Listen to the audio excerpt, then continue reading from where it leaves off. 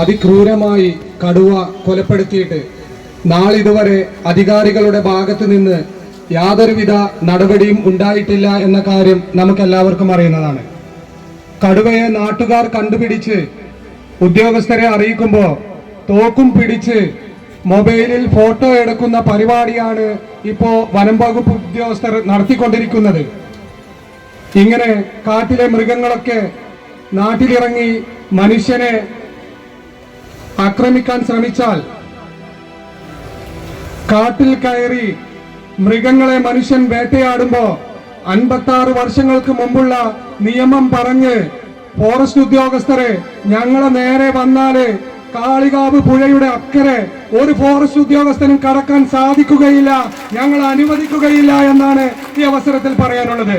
ഇവിടെ ഒരു കടുവയെ വെടിവെച്ച് കൊന്നാൽ മാത്രമൊന്നും ഞങ്ങളെ സമരം അങ്ങനെ അവസാനിക്കുമെന്നൊന്നും ആരും വിചാരിക്കണ്ട. ഇവിടെ ഈ പശ്ചിമഘട്ട താഴ്വരയിൽ താമസിക്കുന്ന കർഷകരും സാധാരണക്കാർക്കും വനമേഖലകളിൽ ഫെൻസിംഗ് ഉൾപ്പെടെയുള്ള സംവിധാനങ്ങൾ കൊണ്ടുവരുന്നതുവരെ, സർക്കാരുകളുടെ ശ്രദ്ധയിൽ പെടുത്തുന്നതുവരെ ഞങ്ങൾ ഇവിടെ സമരം ചെയ്യും.